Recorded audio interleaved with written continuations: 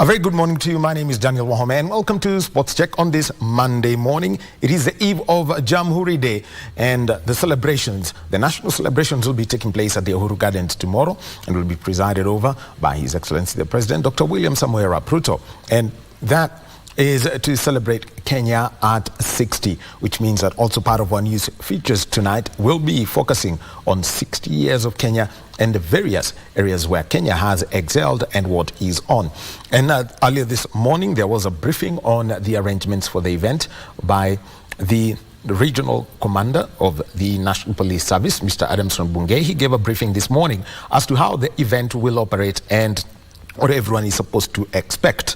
And also happening at the moment at the Kenyatta International Convention Center, we have got the Youth Connect Summit and we have got the final day today. The Deputy President, His Excellency Rigathi Gachagua, is expected to preside over the closing ceremony, but also that what else we are looking at are the ministerial meetings that are going to be there. So remember that that is one of the events that is going to be, we are going to be focusing on, and Joseph Wahungu is our reporter there. Then also remember that last night there was a power outage across the country and there's going to be a briefing by Kenya Power, and this is from South Sea.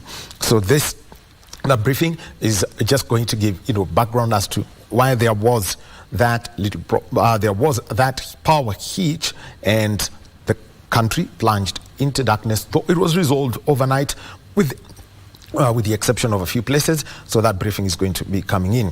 Then we also have the commissioning of the first neonatal intensive care unit. This is at the Mbagathi Hospital in Nairobi. Nairobi Governor Johnson Sakaja is going to be taking care of that. And also the National Transport and Safety Authority. They are giving a briefing today. Kasichana Masha is our reporter out there. Now, what else is it that we're going to be taking a look at as far as sports is concerned? Well, let me call it an awards night when it comes to sport today. Well, tonight, World Athletics will be holding their awards gala, and this is in Monaco. Everyone has got, holding their breath just to find out, is Faith Kipyegon going to be the female athlete of the year? Everyone is holding bated breath for that announcement that's going to take place tonight. And also the Confederation of African Football, they're hosting their awards gala tonight in Morocco. So it's an awards night when it comes to sport in Kenya. Also, as far as sport is concerned, the National Olympic Committee of Kenya are holding their annual general meeting today. So Dan Mwendwa is going to give us a brief on the outlook of that event that is going to be taking place.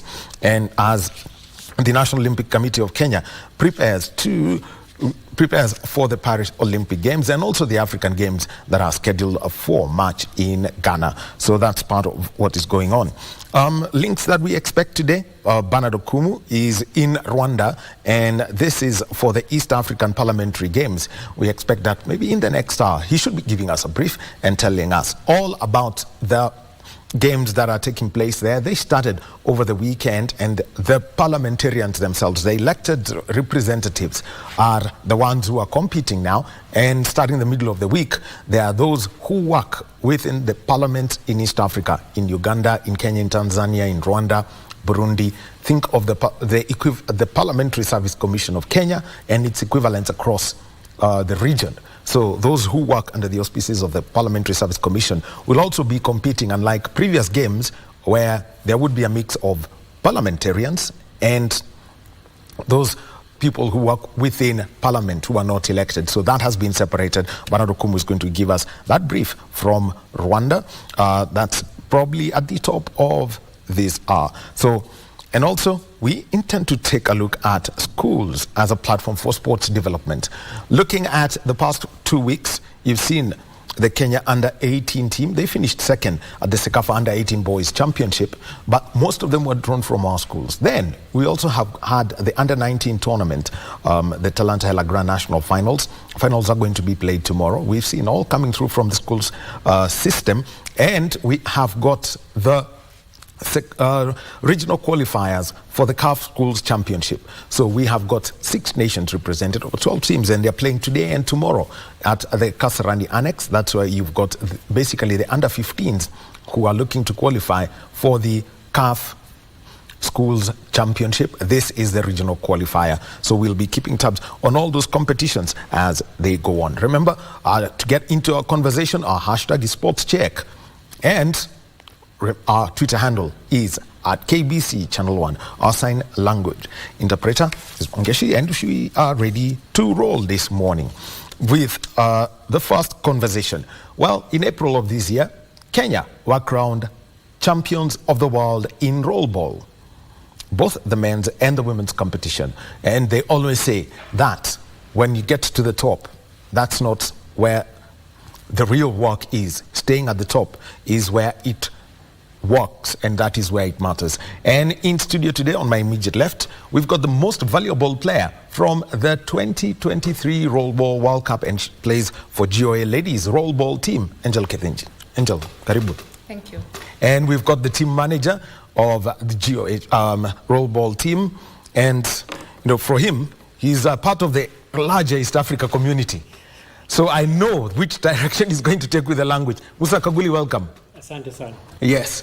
Well, he's from south of the border, so I know he's going to insist on speaking the language of East Africa, which is basically Swahili. But let me start with you, Angel, for you, because looking at Kenya's rollball women's team, the successes at the global stage, they're there to speak.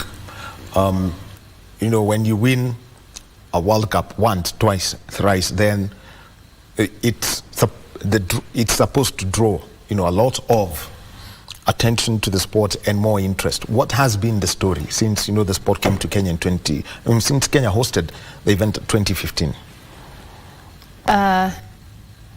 Personally, I started playing rollball in the year 2017. That was my very first time I played for the national team. I represented the country. It was the third World Cup that was held in Bangladesh.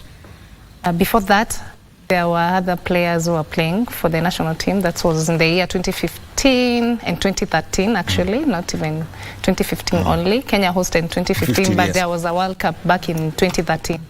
So personally, when I attended the 2017, it wasn't a soft journey or maybe a smooth journey that I can say, but the second journey was in the year 2019 and now 2023. So if I try to compare the whole journey, it has been quite a tough journey, but currently we can say at least rollball is being recognized by the Ministry of Sports and people are getting to know the sport as well. Yeah. Let's talk about 2015 and 2017, 2019, that cycle, because I know the pandemic really disrupted a lot of sport. Yeah. Let's talk about those years, because at least I know I have seen the trophies as huge as they are. Yeah, in the year 2015 and 2017, people were struggling a lot, let me say that, because we have been facing a big challenge with the stadium having a standard ground for the rollball. People have been sleeping at the airport without getting the necessary funds, enough finances, and that's where GOA Rollball, the GOA Rollball Club that is under GOA Church, that is a church that sponsors even the national team, was even going an extra mile to give funds and support the team, the national team, to even go abroad and participate in the World Cup, East Africa, Africa, yeah. Okay. So, I'll be coming back to the competition and how that has grown, at GOA. Musa? Yes. GOA? Ndio.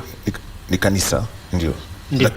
Lakini kiini chenu cha kuwa mdhamini wa mchezo wa rollball, safari inaelekea wapi?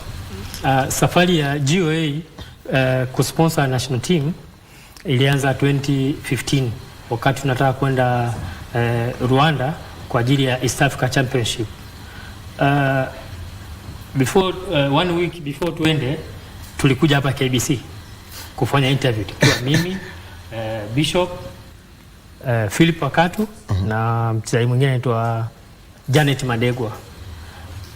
Baada ya kumaliza mahojiano, wakati tunakunywa chai, tukawa tunaongea na Bishop kwamba president wa huu mchezo amesema kila timu iende ijisponsor kwa ajili ya transport ya kwenda Rwanda.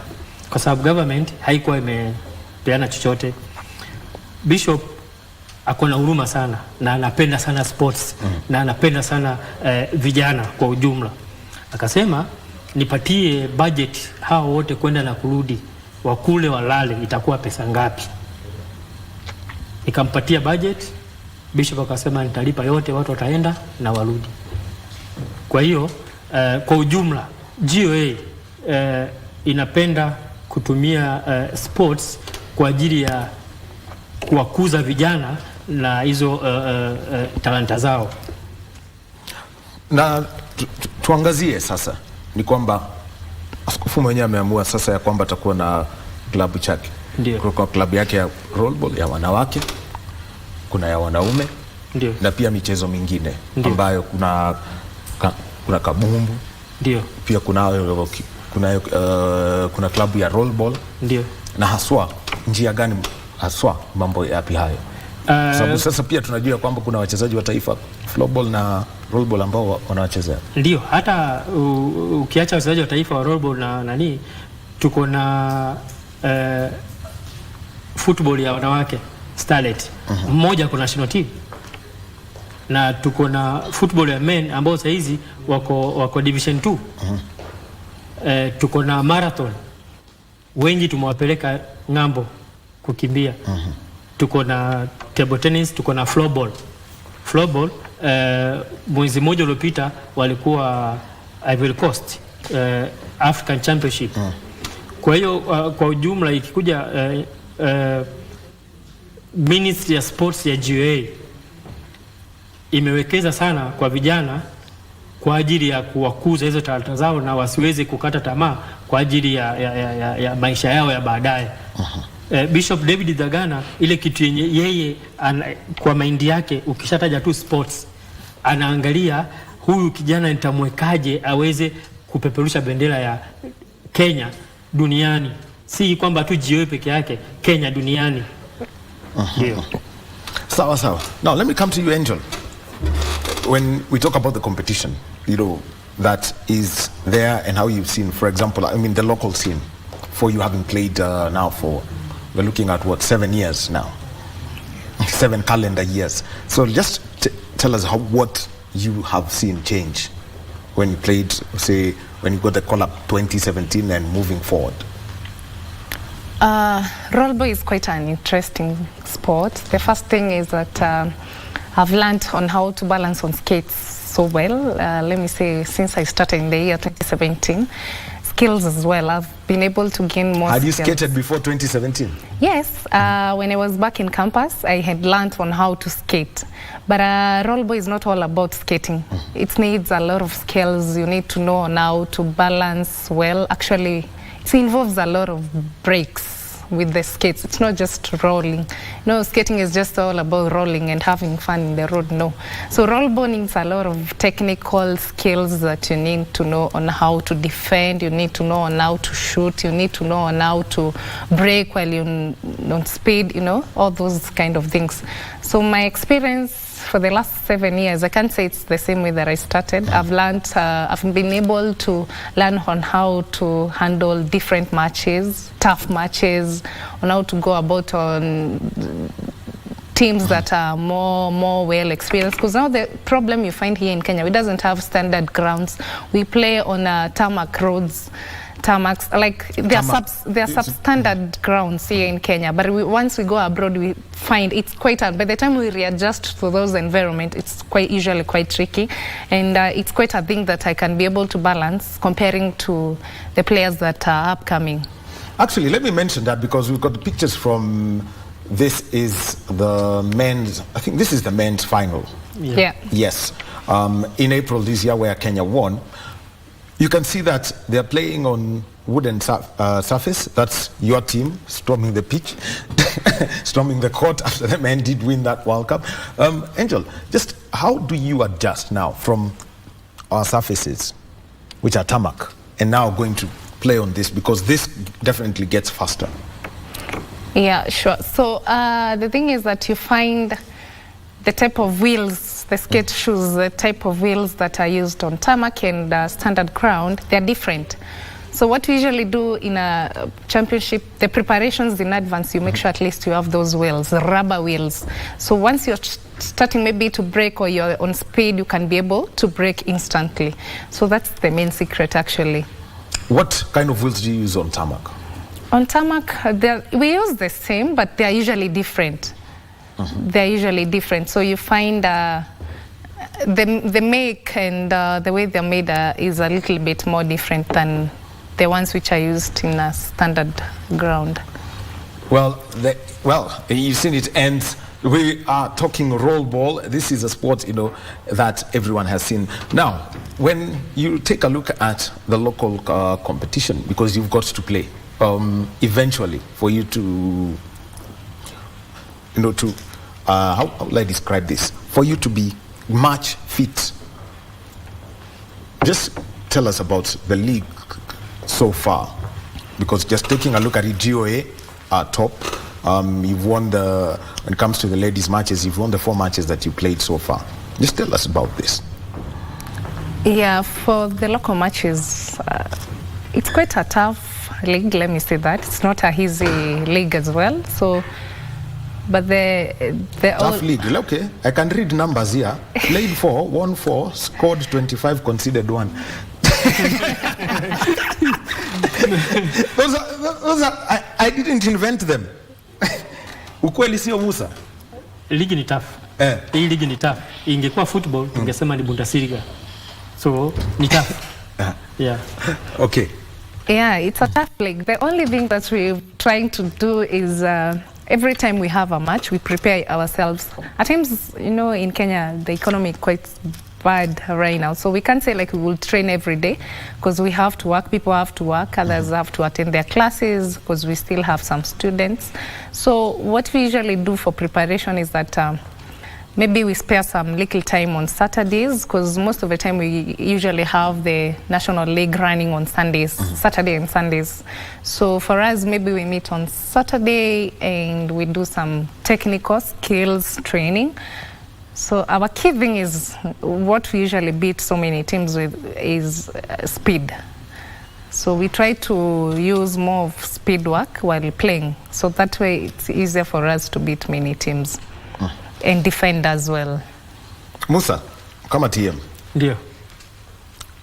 Ule ufadhili ambao mnapatia kikosi hiki. Kuna cha kina dada ambao wanaongoza, tutatupa zaidi kuhusu ligi ya wanaume kwa sababu sasa timu yenu iko nafasi ya 5, lakini tunaona ya kwamba timu ya JKUAT ndio wanaongoza upande wa wanaume.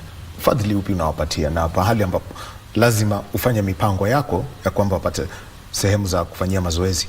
Ndio. Kwa upande wa kupata kiwanja imekuwa ngumu kiasi. Tunategemea Kasarani nje, si ndani, nje ambapo magari huwa ina park time kikuwa na event yoyote ya government ama ya football. Kwa hiyo kiwango si kizuri ambacho mtu anasema. Kwa nini wa Kasarani haswa? Ni pale kwa mlango Gate 4. Ndio. Upande ambapo VIP wanaingilia. Ndio huo tunafanyia mazoezi hapo. Kwa upande wa wanaume kuwa namba 5 ni kwamba pia kwanza tuangazie kufadhili hawa kina dada ambao sasa ndio wanaongoza kwenye msururu wa ligi. Ndio. Ufadhili unatoka kwa GOA Church. Na mambo ambayo lazima ufanye kila Jumamosi wakienda kufanya mazoezi yao. Kitu ya kwanza lazima ni make sure kuna transport,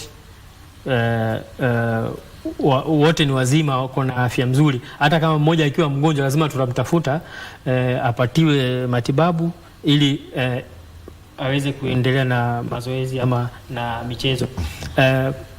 Sports coordinator wetu anaitwa Paul, yeye ndio huwa anapanga kila wakati, nampatia schedule, yeye anatengeneza mambo na allowance na nini. Kwa hiyo ufadhili ambao unapata kutoka kwa GOA Church ni mzuri na unatusaidia kwa sababu tofauti na timu zingine ambazo ni club hawana anything, utapata badala wafike wote wanafika 4 ama 5. Kwa hiyo hapo ndio nafanya morali na kosa ya kucheza huo mchezo. Lakini kwa upande wa kinadada kwetu kila wanapoingia kwa uwanja wako na morali, wako na hali, wanajua hapa hata kama nimekuja na njaa nitakula pale, hata kama ni mandazi mawili na soda, Mungu anasaidia. Lakini utapatana na mwingine akikwambia kwamba mandazi na soda sio utakula bora kwa mchezaji. Okay, let me come back to you, Angel. Just taking a look at some of these results. Let me just take you through them. JKUAT ladies, you won 8-1 against Technical University Mombasa. You won 7-0. Against Gretsa, you won 9-0. I think the toughest match must have been the season opener against Achibela, 1-0. Let's start with that game. Yes. So for Achibela is actually, for me, in the year 2017, I've played for Achibela. You are poached. Yes. I've played actually for Achibela in Joy. So it's a team that I'll say most of the players also are playing in the national team. So they have those skills. I've played for quite some time. Actually, some of them, even most of them, not even some, most of them, I met them playing rollball when I came to join rollball. So they're well skilled, and it's a match. Ile yenye watu wanaangalia kama football, mnasema Man City na Arsenal sahi. So it's a match for rollball. That's what you usually say. So it's a match that everyone, maybe if anyone who knows about rollball will be able to say this is a match to watch today. So for us to win, actually it was not easy. Let me say, the one goal, you have to make sure that you defend it. Yeah, so it's not a match that you can say leo siamki mapema ama leo lazima utrain. Yeah. The university sides, we have seen them. I mean, the men's sides are just very good. Musa will be coming to you on that, about specifically the men's side. But how have you seen the university sides develop? Because at the moment I count about 7 or 8 universities. They are the ones that actually would have the facilities for a start. Yeah, for universities, it's easier to grow the sport because anytime maybe someone would want to learn on how to skate, it needs to be these young people. I can't tell someone who is around 40 or 35, I need to introduce you to rollball. They'll start asking me, what if maybe... No, to delay. Yeah, this young age, they are more interested in learning on how to skate and roll on skates also, because many people will be like, naogopa kuumia. We have a lot of injuries. And kama ni warembo nasikia nasema mimi sitaki kupata dents mingi. So it's quite easy to convince someone who is in the university to teach that person or show them those skills. And as well, they have the support also. That sport is not cheap as such because you have to buy the roller skates. The roller skates ranges to almost around 8,000. The guards are 3,000 or 2,500. So in total, for someone maybe to start rollball, you need almost around 15,000. So for those people, you see, the students also, it's easier for them to ask from their parents, yeah. Or the Higher Education Loans Board. Musa, hebu tueleze mlipoanza mchezo. Ndio. Kununua skates. Ndio. Kununua kofia. Ndio. Kununua guards. Ndio. Mliwezaje kuzipata? Kuna wale ambao wafadhili ambao mlitafuta wakawaambia shikeni hizi anzeni mchezo, ama mlienda madukani mkaanza kusema tafadhali tutafutie vitu vifuatavyo? Kwa kuanzia kwanza wacha nikupatie history kidogo ya timu yetu. 2013 after kumaliza World Cup Kasarani, tukawa men number 4, ladies number 2. Ladies ilikuwa ndio mara ya kwanza kuparticipate World Cup hiyo time. Tukajiita mkutano kama timu Kenya. Tukasema kwa nini wazungu wanatoka huko kuja kuchukua kapi yetu hapa kwetu? Kuna kitu hatufanyi? Tukasema yes. Ni nini? Hatuna ligi. Ilibidi tupeane wachezaji wawili ama watoto watatu, nyinyi anzeni timu yenu, nyinyi anzeni timu yenu, na nyinyi anzeni timu yenu. So mimi nikaangukia kama team manager wa team inaitwa SWAT, Skate with Attitude Training. SWAT ni? skate with attitude training. Skate with attitude training. Yes. SWAT tukakaa kwa muda wa mwaka mmoja kutoka 2013 mpaka 2014. Hatuna transport, tunatoa pesa yetu kwa mfuko, ama mimi napeana pesa kwa watu wengine wenye wana kazi, tunaenda kucheza game. 2014 ndio GOA ikakuja sasa on board. Wakasema wanataka watuchukue tubadilishe jina. So kulikuwa na timu nyingine ya ladies inaitwa Fayol. So hawa ndio tulikuwa kidogo tuna match na wao. So after wao sasa kuwa ameenda mwingine na sports coordinator ambaye anaitwa Paul, alikuwa Johan na Stella. Hao ni player wa kitambo, walichukua kombe 2015 ya kwanza India. Ni watu passionate sana na game. Wakaamua sasa ndio wakuja watuongeleshe kama men kwamba si mna struggle na transport, hamna skates, hamna nini. GOA Church inataka kuwa sponsor. Hiyo mwaka ilitoa more than 2 million. Kuanzia skates, kutupatia kitu naitwa laptop, tuanze biashara yetu ya writing. Ikuwe kama project yenye tutakuwa napata income kutoka hapo. Si umenielewa? Nimekuelewa.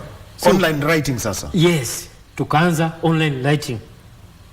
So hizo pesa ni tulikuwa tumepewa na GOA, kila mtu akanunua sketi mpya, kila mtu akakuwa na kitu ya kukula, transport, kila kwenye mnaenda mnapata transport. That's why 2015 after kuwa tumestruggle kwenda Rwanda, GOA bado iliingia on board kutoa tena pesa zingine, si zile zenye tupatia zingine. Kwa hiyo kwa upande mmoja ama mwingine, mkikuwa na sponsors kama GOA ambao walikuja pia wakashikana na Hipora, wakatengeneza uniform. Kuna uniform za kitambo sasa hizi zimeshapita, walishikana wakatengeneza. So club kama club kujiendesha yenyewe bila kuwa na ufadhili wowote ina struggle sana.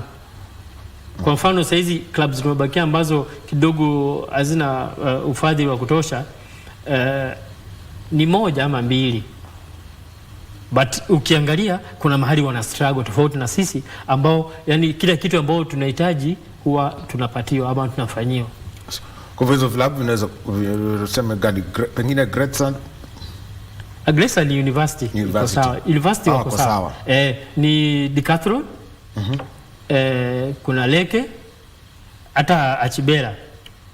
So Achibela is also self-supporting.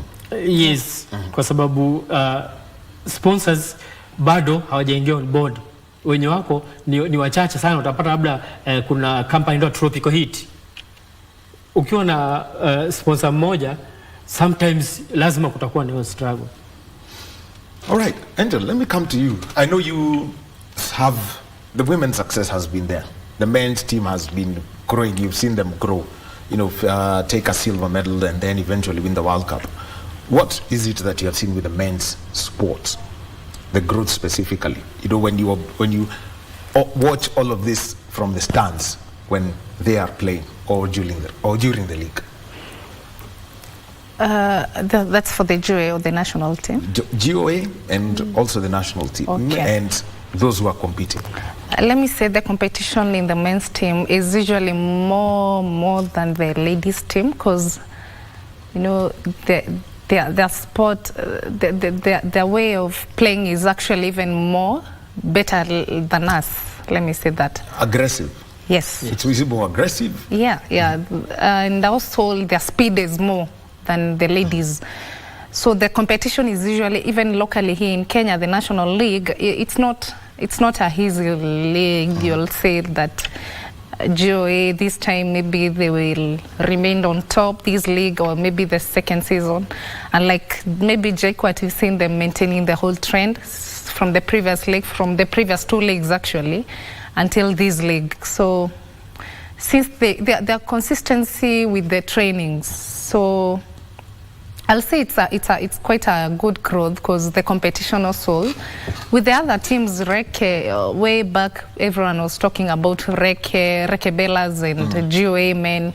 It was all about 2 teams only, but currently even the universities came and outshined the clubs. Those 2 clubs right now, they cannot be among the best ranked. You find it's JKUAT, maybe KU, you find there is Kisii, yes. There is Mombasa, there is Meru, Chuka, you see these upcoming teams. But maybe for these upcoming teams, for the ladies, you find we are sure like, we will.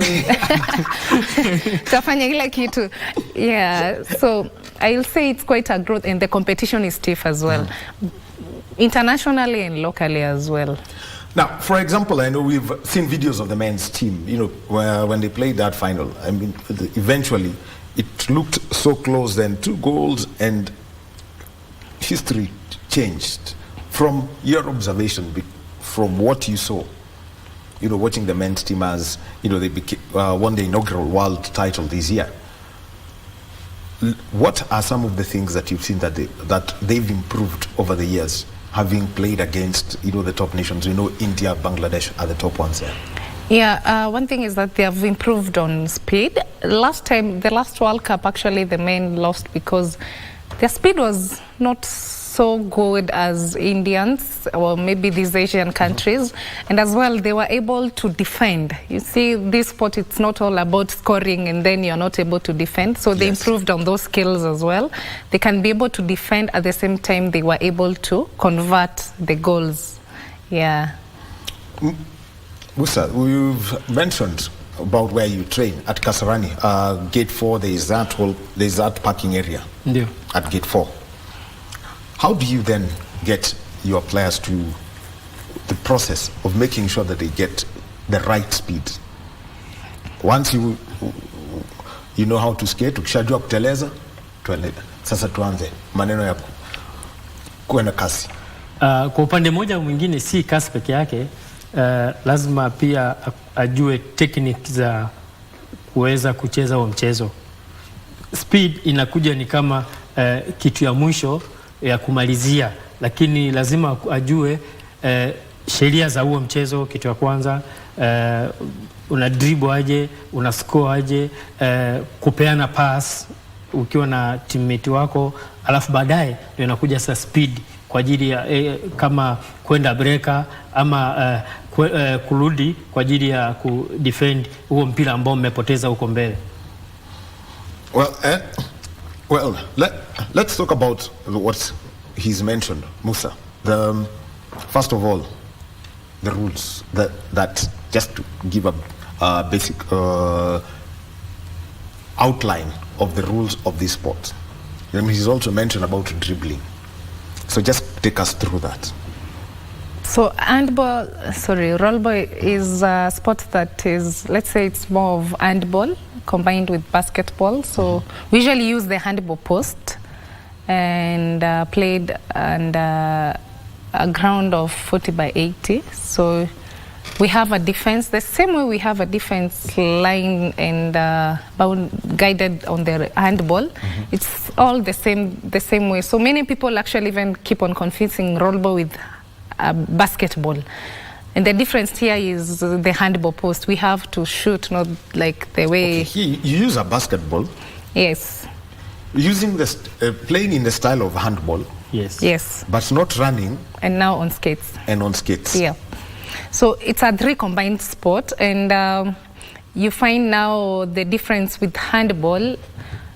There is a defense line where someone is not supposed to get inside. Not unlike handball, handball they have to jump all the way. So for handball, you have to make sure that you don't step on that line. You have to break the defense line. Yeah. The same way, like while you're in your defense, you're not supposed also to get inside. The goalkeeper it's like a home of the goalkeeper only. Yeah. And dribbling and then the passes, it has, you're not supposed also to skate like while you're walking with the ball. You cannot walk more than 2 seconds steps. You have to dribble or pass the ball. So it's how... Well, actually, Brian, just give us some of the videos of the action so that we can play out, and then Angel here can explain to us about what this motion, the way the motion is, such that if you're going to skate, then we know that you're not walking or running. Just describe now. using the pictures that are on the screen.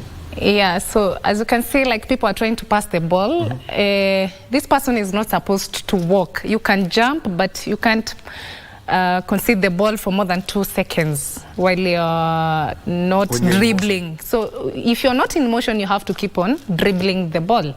Yeah, so another thing is about the speed also. Maybe while someone is trying to skate all the way to the other defense, you can see they are just above the line. So if someone steps on the line, you lose the ball and then give it to the other team. Yes. Yeah. So there it is. So there is the scoring that you can see that there is the defensive line. Yes. Now, specializations for players.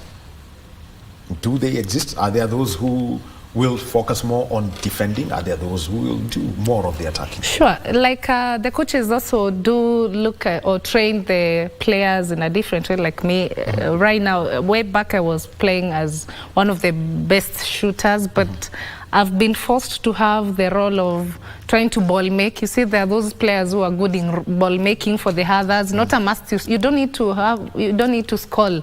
So you find that they also balance the court. If my team, there is someone who is a left-handed, there is one who is good in shooting with the right, so they balance out. There's other players who are good in defending as well. So you'll find this coach is not going to sit down and give the whole team shooters. All of them ni shooters. Wanna break, wanaenda tu. There is no defender, yeah. So each and every player has a role as well. Aya. Sasa, bwana TM, sasa. Ndio. Kufikia vijana wakubali huu mchezo. Ndio. Kwa sababu inasemekana kwamba katika ukiingia huku michezoni kila mtu anajua ya kwamba hutacheza kwa muda mrefu. Pengine mchezo wa golf ni mwingine, unaweza cheza fiki umri wa miaka 60, pengine umesha magari bado tunaona pengine wako na miaka 60 bado wako kwenye mashindano haya, lakini mchezo kama huu nataka mtu ambaye ana umri mdogo. Ndio. Kuweza mnaongeaje na vijana huko mitaani kama pale Githurai mlipo? Ndio. Ili wawe wakija pale wanafanya mazoezi na timu ya Goa ama na timu yoyote ambayo iko karibu nao? Kwa upande mmoja au mwingine, wachezaji wengi tunawatoa kutoka kwa university kama KU, SPU, kwa sababu viwanja wanavyo. Kwa hiyo ikifikia wakati wa usajili kwa mwaka, unaweza kupata wachezaji kutoka nje ya university ni 2 ama 1, kwa sababu wengi ambao unaenda kuwaambia wanaogopa hizo gharama kwamba nitafanya aje, but sisi tunachukua wale ambao wameweza shule kama university. Kwa mfano KU majirani wenu. Ni majirani wetu, lakini wamekuwa supporter kubwa sana kwa sisi kutupatia wachezaji. Ikuje Great University wamekuwa wakubwa sana kutupatia wachezaji.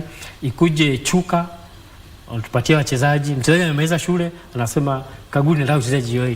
Kwa upande mmoja au mwingine, wacha nikupatie kitu kingine ambao ni itakufurahisha. Wachezaji wengi wa university tukikutana nao GOA, kucheza nao tukiwafunga, wanakuja ambia TM, nikimaliza shule nataka kuja GOA na mimi. Hii timu yako ni mzuri. Ikuwe ladies, ikuwe men. Kwa hiyo wachezaji wengi tumewatoa kutoka kwa university. Haya, tuongee sasa, mmechukua hawa wachezaji kwa sababu mnapatana nao kwenye ligi. Lakini nikiangalia tu jedwali tu. Ndio. Timu nyingi zimecheza mechi 3. Ndio, ni kweli. Ama 4. Ni kweli. Ni JKUAT peke yao na ambao wamecheza mechi 8, Kenyatta wamecheza 6. Ndio. Hebu tuelezee sasa timu ambazo mpangilio wa ligi, ratiba iko vipi? Sababu kubwa ya hii JKUAT na KU kuwa na mechi nyingi ni kwamba wao ko available Saturday na Sunday. Aha. Tofauti na sisi kama GOA, wengi tunafanya kazi. Saturday tuko kazini. Ni Sunday peke yake ndio tuko na hiyo nafasi. Kwa hiyo kwa upande wa university, wao kucheza mechi nyingi zaidi kuliko sisi club ni rahisi sana, kwa sababu wako na muda wa kucheza siku yoyote ambayo mtasema mtaweka. Aha. Kwa hivyo na wale wengine ambao wako nje Nairobi, naona Chuka wako, naona kuna TUM, Technical University Mombasa. Ndio. Kuna KC. Ndio. How mna ratiba iko vipi? Ili pia wao waweze kucheza. Kwa sababu nikiangalia tu hapa unaona kama KC wamecheza mechi moja tu. Ndio. Wao mara nyingi wanategemea michezo ya kusa. Kukiwa na kusa wanaweka kwa ratiba ya kucheza. Kwa mfano wakija Nairobi kucheza kusa, wanaambia sawa, mnaondoka lini? Monday. Kama mnaondoka Monday, basi Sunday tunawekea games 2 ama 3, mtacheza na klabu hii ama klabu hii. Haya pia ikiwa inafanyika labda Mombasa, kuna timu zitacheza ligi Mombasa. Sisi kama club kuna time tumeienda huko. Jio hili tulipia tukaenda, ama Meru tukaenda. Kama club tunaulizwa mapema miezi 2 ama 3 kabla ya hizo michezo kucheza. Je, mtakuwa na uwezo wa kufika sehemu fulani kucheza hii league? Nasema ndio ama hapana. Mkisema hapana, so it means mtaendelea kungoja. You keep waiting. Yeah. All right. Now Angel, let's now talk about the African scene for the sport. How competitive is it? Which are the countries that you know if they were to be invited to Kenya, then you know there would be a rush? And I know there is Sierra Leone. I know Egypt has picked up the sport also, quite big. What about Uganda, Rwanda, and those others? Yeah, East Africa, actually, we have so many teams. Let me see. Tanzania, Uganda, Rwanda, Zambia. There is a time also they were to participate, but they didn't make it. And then Africa, Egypt, Sierra Leone, Guinea, Senegal. There are so many countries in the West Africa. So the competition is not actually as easy, because you find also the African countries have picked so well. Back in the year 2017, 2018, that's when I played for the African Cup. So you find Uganda is not an easy team. The only challenge now you find this country is also, they doesn't have good support, just like us way back. We never had good support. So there is that consistency of the sport growing. At some point you find maybe they are their peak, and then if they doesn't get good support, they go back to the ground now. For Egypt, they've been getting good support from their government. So actually, it was not a easy team also to play with in the World Cup. It was one of the teams that everyone would see, this is a team that will win, maybe because we played with them in the finals. Yeah. And actually, Egypt have got the advantage of facilities. But how would you rate them as probably, how would I say, as the team that will, give you tough competition going forward? Yeah, they got good. Let me say they have good coach, because their coach, the ladies coach, is one of the players who have been playing rollball for many years. So he is a person who is more passionate. You see, if you have a coach who has been a player, he understands well this is one of the weak points. This is what we need to work on. Again, also they do have facilities. They have good skates, unlike us. They have good standard grounds. So they're more fast, and their ball handling also is quite good. Yeah. All right. TM, unajua ukufunzi lazima uwe ukiendelea. Mambo yapi ambapo yanafanywa na shirikisho la rollball hapa nchini ili wakufunzi walimu wapate ule ujuzi unaofaa? Kwa upande mmoja mwingine, kabla niende hapo, wacha kwanza niongee hii ya Egypt. Kwa nini wameanza kutupatia competition kubwa sana Kenya? Wao wanacheza Arabs League. Kuna Arabs League ambazo zinajumuisha huko kila baada ya miezi. Middle East. Yes, kila baada ya miezi kadhaa wanacheza. Kwa hiyo saa hizi ni timu ambayo sisi kama Kenya tumeanza kuiogopa, but tutaifanyia mazoezi mazuri, tuendelee kushika hiyo number 1 kwa Afrika na kwa duniani. Hawa watu hawana mchezo, wako serious na rollball, yani kuliko nchi yote ile kwa Afrika. Na kuja kwa upande wa federation.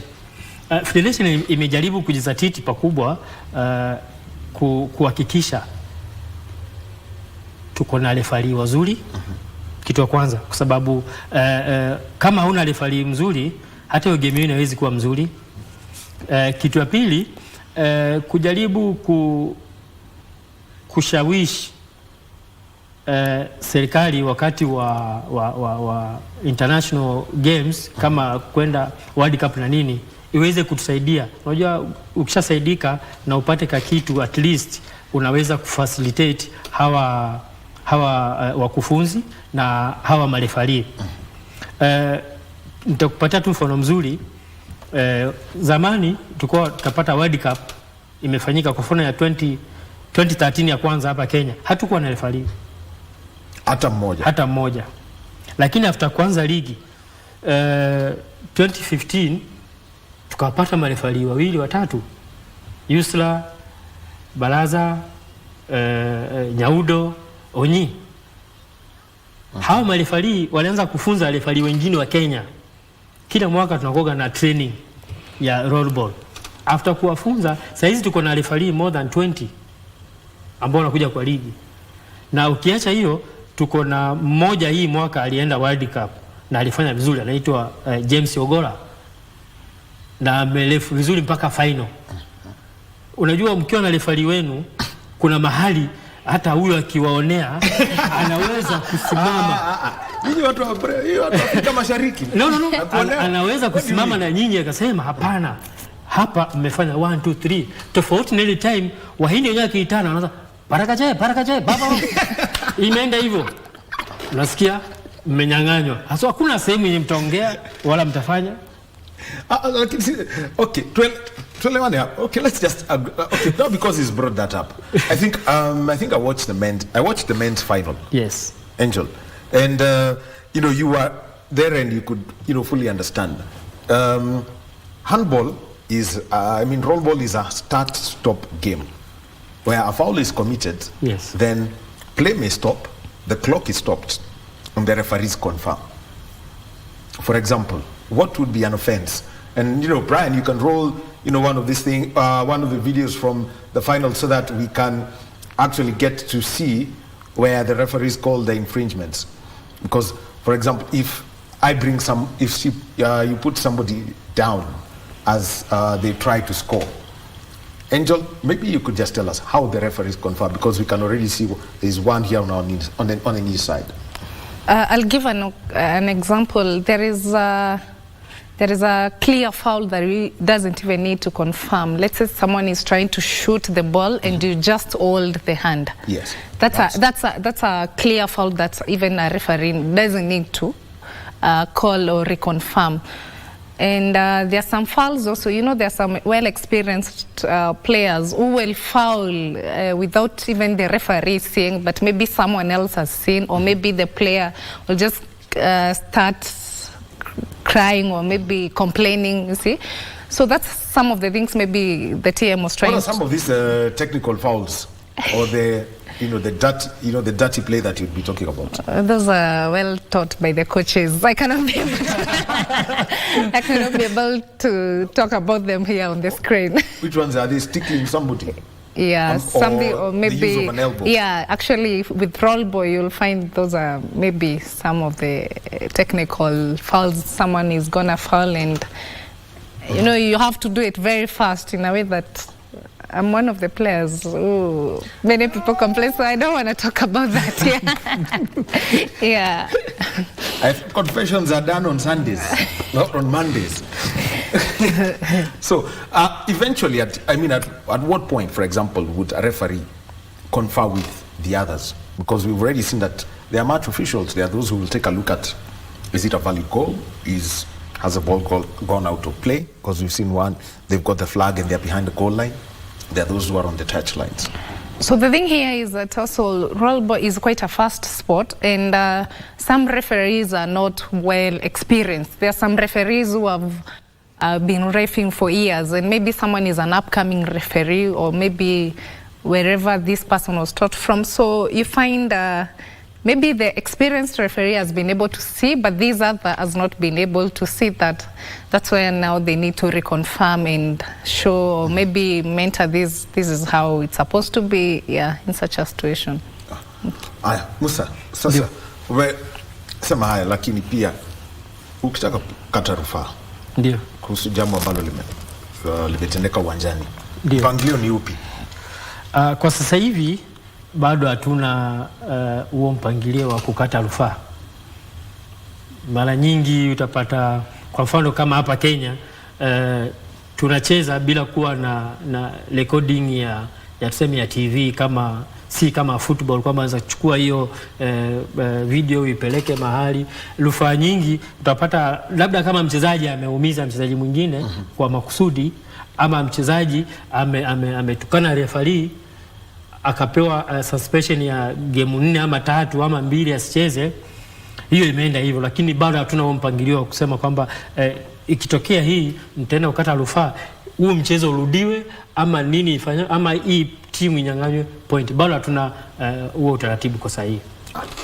Now let's come to something now. And this is something you mentioned at the start. The safety of the sport. It's fast. It can be a contact sport, so you can be prone to injuries. Just how do you over time grow such that you know how to manage yourself? And number 2, because you play on tarmac, are you allowed to use gloves? Let me tell you, even the smooth, do not wish to slide on smooth tarmac. It is not smooth. With rollball, well, you use gloves, you will not play well. So maybe the goalkeepers only, those are the people who can use the gloves. But you find that at some point the ball also slides. Since you need to hold the ball, it's a big ball also. Basketball is not quite a small ball like handball. So I've been trying to, let me say the best way to protect yourself is to improve your skating skills. Because you can be able to see this is a learner and this is how I'm gonna land. This person is coming to maybe make me land. And if you know how to skate well, you can be able to protect yourself. Also putting on the elbow guards and the knee guards and the helmet as well protects quite well. Do you have something for the gum? No. No. Pengine upate mtu pengine apaka kujikinga pia. For that it will make you even get more injury actually, because just in case maybe unaanguka, it can't work. No, but that is what boxers and rugby players use wanavaa. The gum guard. Such that, I mean, it protects the upper jaw basically. Ya boxer wanavaa kwa sababu wao si kama sisi, kuna ile kuhema na kupumua. So huwezi kuwa comfortable na hiyo kitu. Lazima tu utaitema, utaitoa. Endo kaambia wachezaji wa raga hivyo. Sababu lazima pia nawe uwe nayo kwa sababu nao wanapatana. Sasa wao contact yao na yetu ni tofauti kidogo. Aya, sasa kupeleka wale ambao ukiongea na wale ambao wako vyuo vikuu. Ndio. Watu wanasema nikimaliza chuo kikuu nataka kuja kwa klabu yako. Ndio. Lakini pia tuulize, hao wanaweza kufikia wengine, miji mingine, tuone kwamba huu mchezo huu, kwa sababu sasa nikiangalia ni kama ni Nairobi, Mombasa. Huku kwingine ni vyuo peke yao. Wanaweza kufikia kwa watu wengine, kwa mfano Kisii, Maseno, kuna timu huko. Chuka, Meru, Dedan Kimathi University. Kwa hiyo Kirinyaga, Embu na Kiambu. Okay. Aya, dakika moja tu. All right. Now, Musa Kaguli is the team manager of GOA, our rollball team, and is having that conversation. But right now, let's take a quick break and we link up with Joseph Wahungu, who is covering the Youth Connect Summit. And let us join Joseph Wahungu, who is live right now.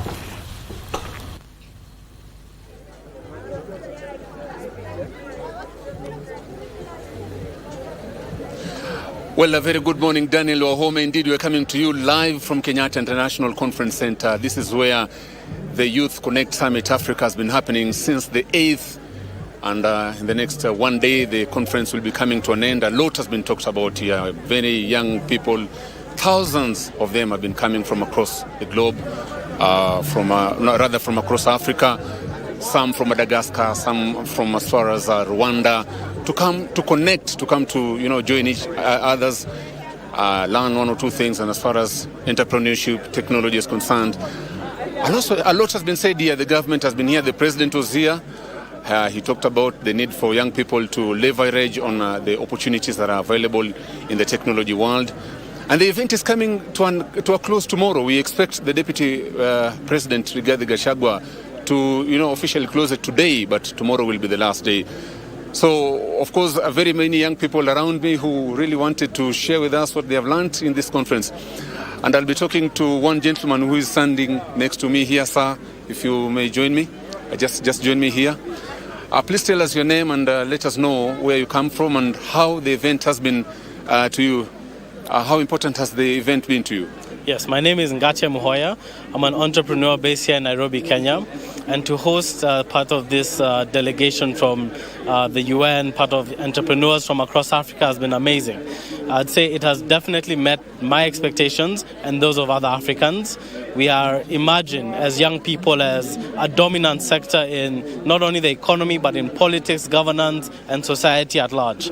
I'd say that as far as the discussions, they've been rich, they've been informative and conclusive in the form that we are the rightful leaders of today, and we've been reminded that by our leaders, by the President of Kenya, by other presidents and heads of state. And I'd say that as young people, it's time for us to take up power, time to take up our economic resilience in terms of business and entrepreneurship. And it's been amazing. It's met all our expectations and more.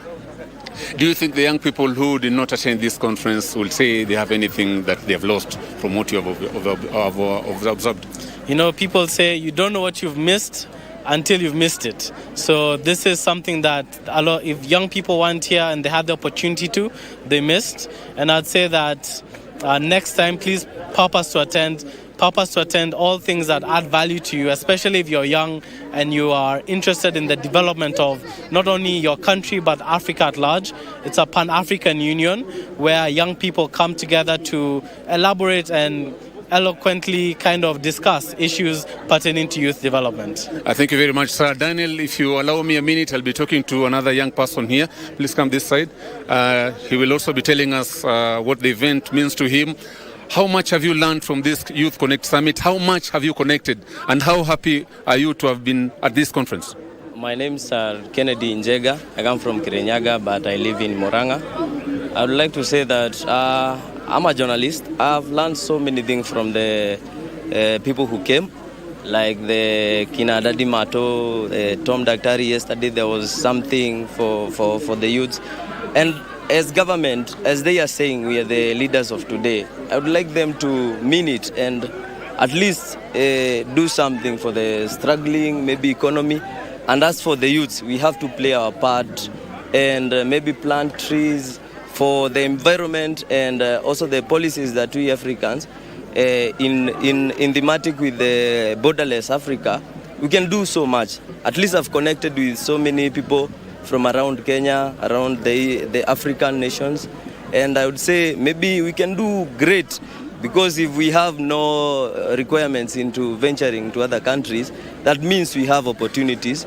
And in that, we shall have a very bright Kenya and youth as well. Well, thank you very much. Look, Daniel, we are still here until the Deputy President speaks to us. There's a lot that young people would want to say. But I will, of course, be waiting for the Deputy President to say what the government will be doing at the end of this conference. And, of course, we are here until it ends. So, back to you, Daniel Wahome. Thank you very much, Joseph Wakungu. He is at the Kenyatta International Convention Center, and we've got the 6th Youth Connect Africa Summit that's taking place. And it started, on the 8th, that was on Friday, been all over the weekend, and Deputy President, His Excellency Rigathi Gachagua, is going to be overseeing the closing ceremony of this event. It has been scheduled for 12:30 p.m.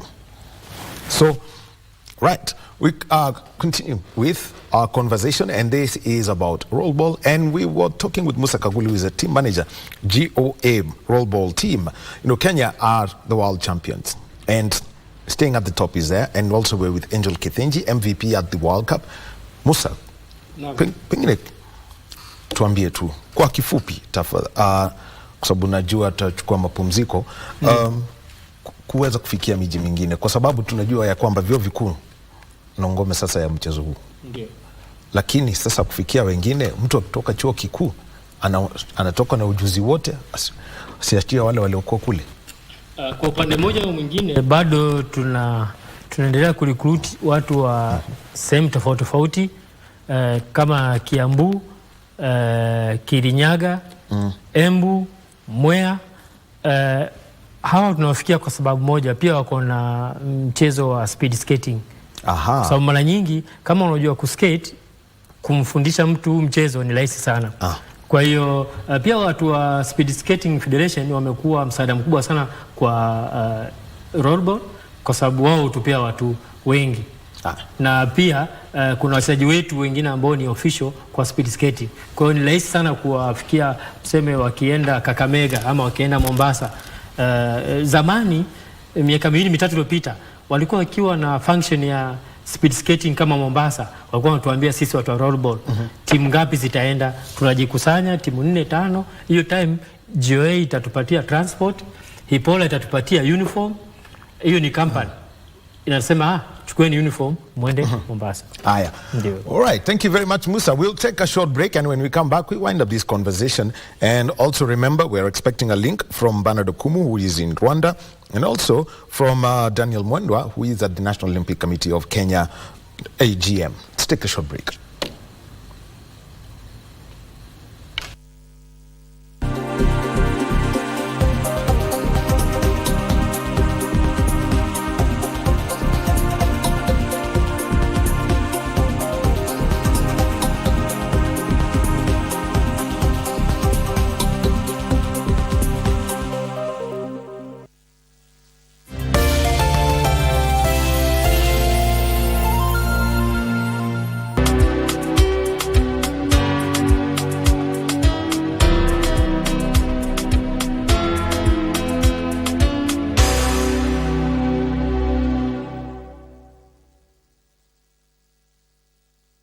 Beberu hakutaka kutia sukuko mbele, hakutaka kufanya chochote, na kwa hivyo watu wakawa hawana nafasi.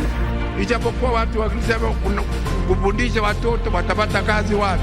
Our villages and towns are powered by electricity. How has Kenya fared in the realization of her independence clarion call of eliminating ignorance, poverty and diseases? Kenya at 60, a special KBC coverage beginning Monday, the 4th of December to Jamhuri Day.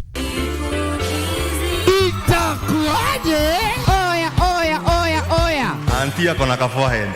Akona the mark of quality. Ameke rock the nail of Satan over. Nataka kumaliza mambo hiyo wedding.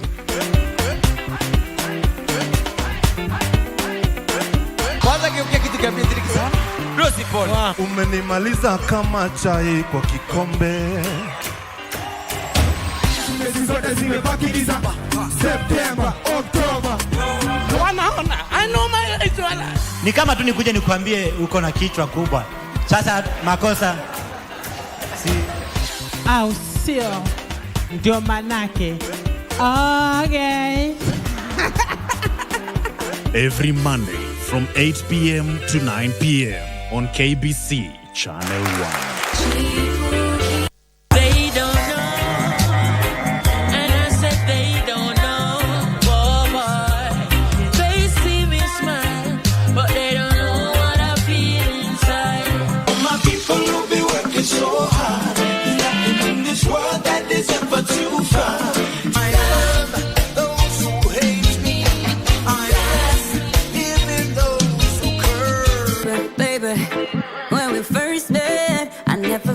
Something so strong, you were like my lover and my best friend. I love you.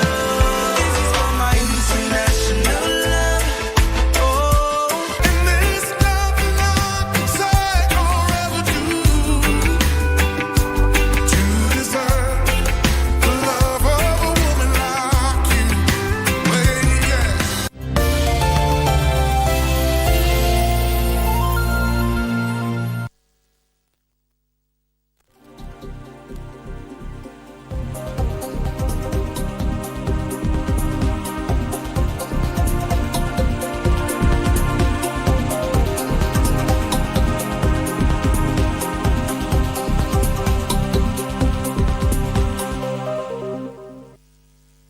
And welcome back to Sports Check on this Monday morning. It is the eve of Jamhuri Day.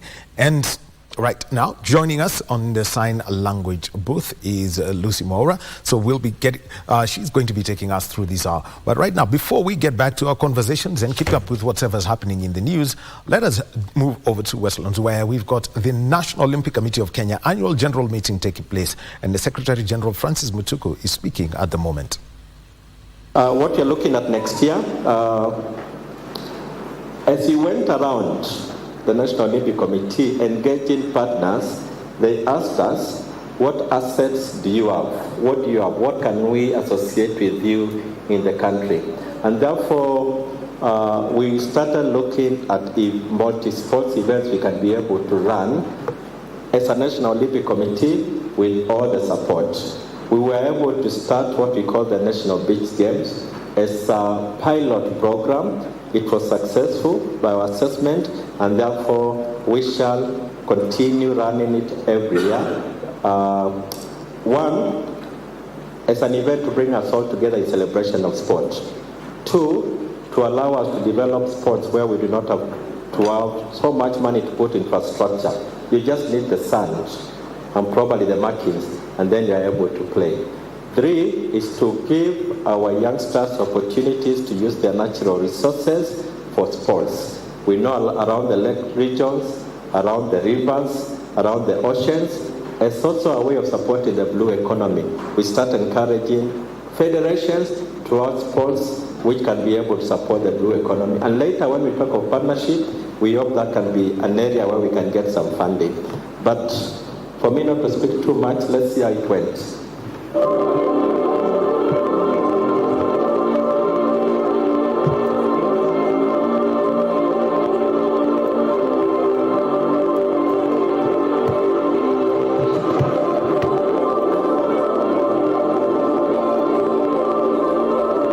So what you are seeing there are videos from the beach games that took place earlier this year and were organized by the National Olympic Committee of Kenya. And I remember that Kenya was at the Africa Beach Games, and so the teams that went out there all participating, and this was taking place in Malindi earlier this year. So, and remember, like has been said, what you need is the natural surface. It doesn't need a lot of infrastructural investment, but this does happen. So you'd see martial arts, you'd see karate, you'd see beach volleyball.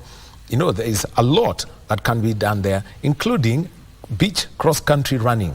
So anybody who's tried to run in the sand, you really know how tough that can be.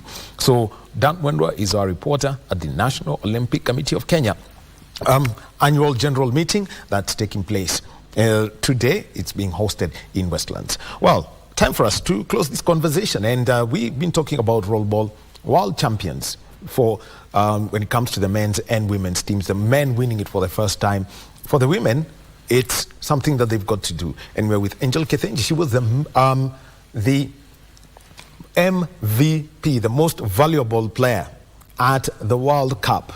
So when you see somebody like LeBron James called MVP tuko naye hapa. She is here in studio at a World Cup, the golden ball winner at the women's championship. And we've got Musa Kaguli, who is the manager of GOA rollball team.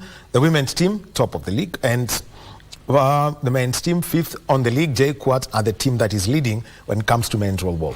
Angel, because we're coming to a close to this, and everyone says, you know, you said, let me just use your words. Some of the young girls who are playing, or those who are already playing, they are afraid of injuries. If you get into sports, especially a contact sport, at one point, you can't really avoid it. If it's football, if it's basketball, there's the risk of that. But what is the message that you'd put out to the young girls out there? And also make an appeal such that the sport grows not from university level, as is happening now, but can grow even at secondary school. Because the younger you blood them young, you'll have something brilliant by the time they're 22, 23.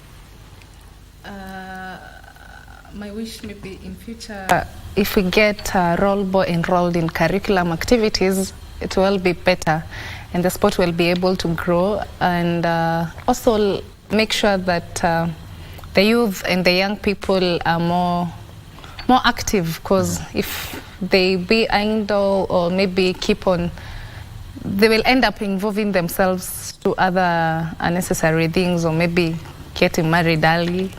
Yeah, so kuna wengine watasema mapema ndio best.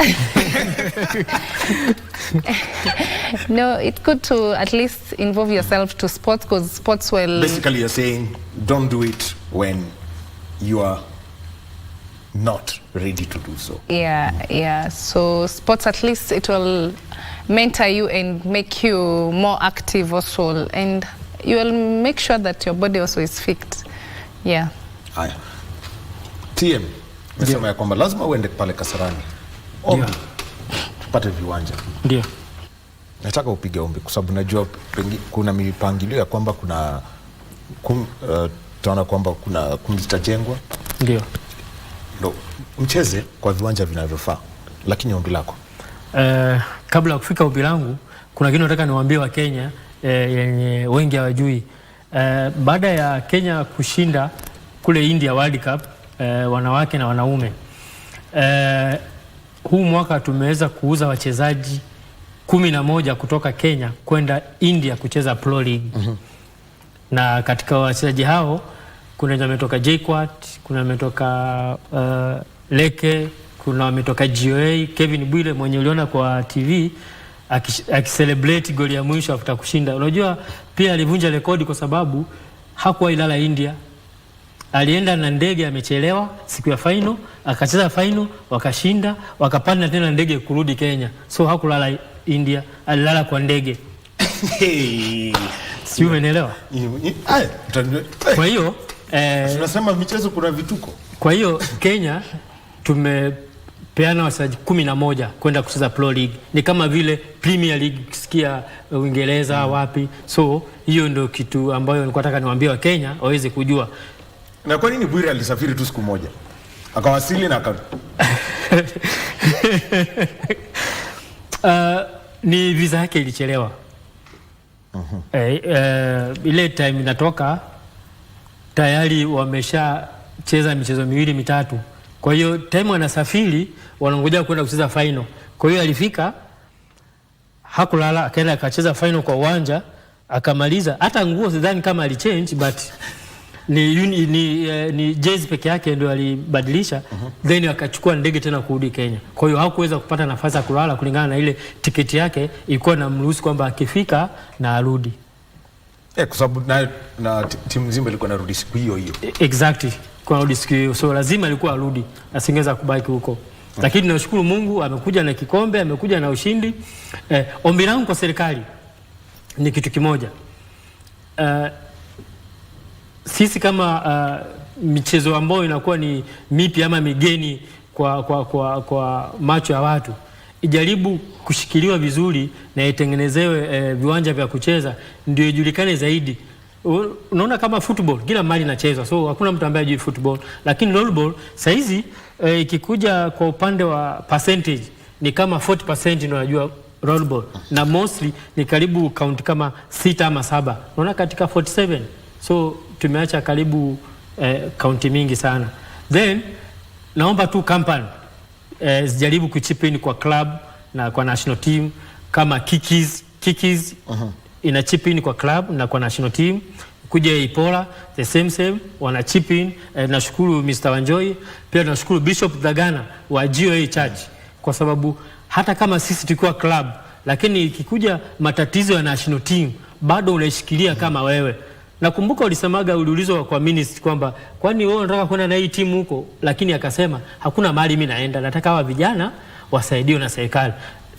Ya mwisho nashukuru Babu na Mwamba, kwa mara ya kwanza waziri wa michezo, kwa mara ya kwanza wachezaji wangu wamesmile.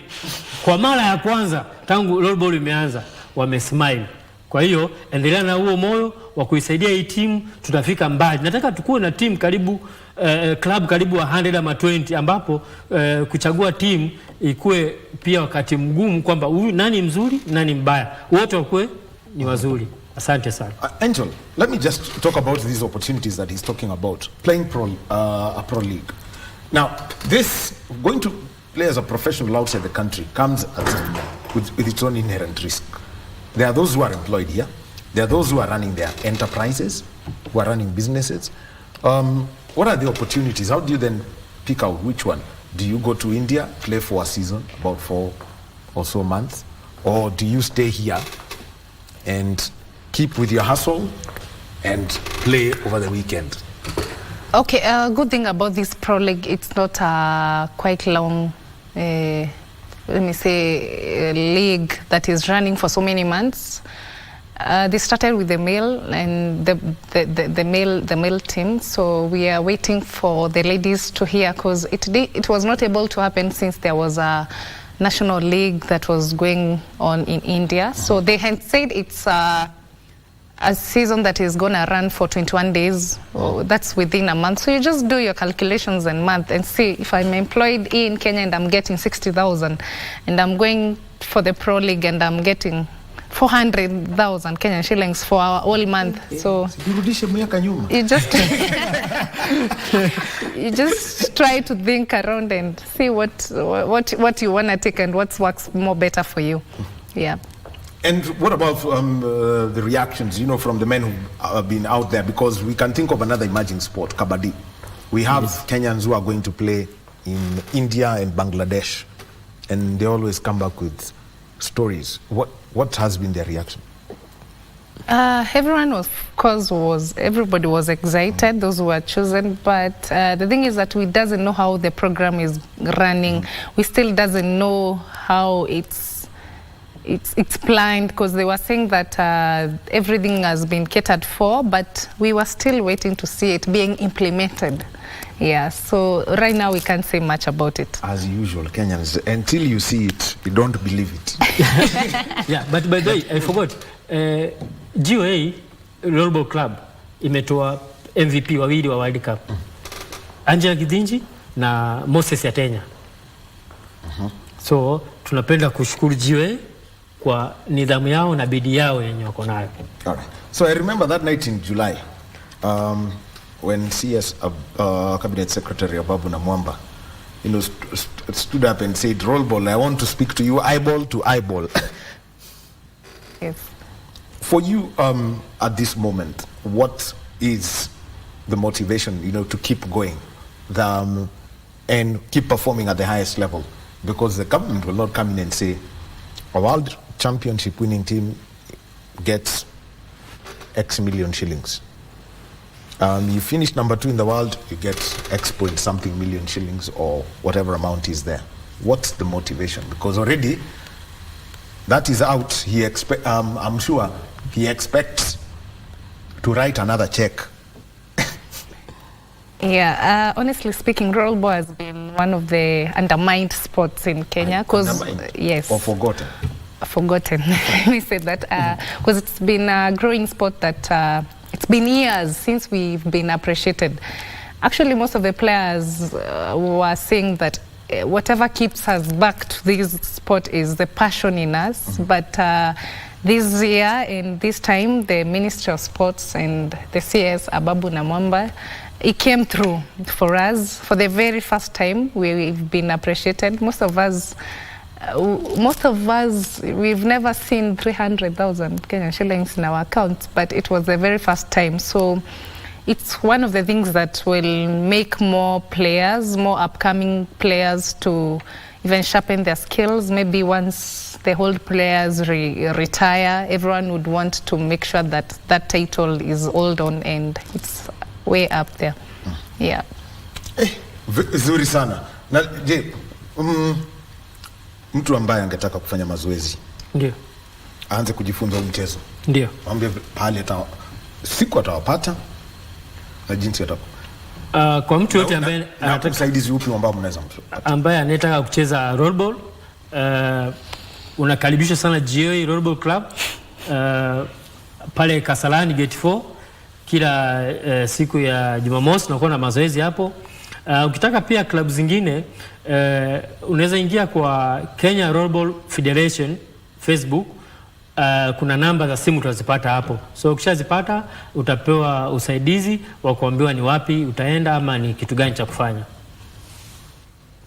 Sawa, shukran sana. Karibu. TM Musa Kaguli, TM GOA Rollball Basketball Club. Are you going to keep the unbeaten run and high scoring rate? You say it's easy, but you see, they say numbers do not lie. We'll make it up for the club and for our team managers and the coaches as well. Okay. Yeah. The men's team, moto iko wapi? Hebu tuambie ukweli. Tunajua JJ kwa nimeangalia hapa. Kwa kusema kweli kwa men's team ule shindano ambao tuko nao ni mkubwa, kitu ya kwanza. Kitu ya pili, wachezaji wengi ambao tuko nao ambao wameretire bado hiyo gap hatujaiziba. Aha. Hiyo ndio shida kubwa. Na unajua kupata mchezaji si kama football kwamba utapata wengi, ni wachache sana. Next matches, tentative dates? Next year, January maybe. Yeah. All right. We'll be there, start the year on skates and playing rollball. Thank you very much. Thank you so much. National team player for the Kenya rollball team and plays for GOA ladies, and Musa Kaguli, who is the TM GOA rollball team. Well, let's now move on. I know we are waiting to join Bernard Kumu. He is in Kigali, Rwanda for the East African Parliamentary Games, and he's supposed to give us a link. Let him just get ready for that. And also remember that we are expecting a briefing about the power outage that happened last night. So let's expect that briefing too. Plus also the Youth Connect Summit happening at the Kenyatta International Convention Center. But right now, you know, the last week, heartbreak for Kenya after a great show. It is the one match that everyone wanted to see the Junior Stars win. The CECAFA Under-18 Boys Championship final in Kisumu. The Ugandan boys did win it 2-1. Here are those highlights. Hivi ndio ngoma ilianza katika kipindi cha kwanza, akajaribu kuingia mzima Humphrey Omondi Aroko, lakini hakufanikiwa kuweka mpira kwenye nyavu zake kijana Magada. Baada ikakuwa ni nafasi ilikuwa ambayo ungeandika goli hapa, lakini mwisho wa pasi yake ukakwenda mikononi mwake Magada. Ilikuwa nafasi nzuri sana ambayo Aroko angetulia basi angemsalimia mlinda mlango Abdu Magada, lakini mwisho siku alichukua maamuzi ya kuweza kupima shoot, lakini pia ukifika mahali kama pale piga shoot la nguvu. Uganda wamejaribu vile vile kuweza kupenyeza, mwangalie Hakim Mutebi, lakini mwisho siku cross ya kwake Hakim Mutebi ilikosea tu kwa sababu ilienda moja kwa moja kwenye mikono salama ya mlinda mlango wa Kenya Ibrahim Wanzala.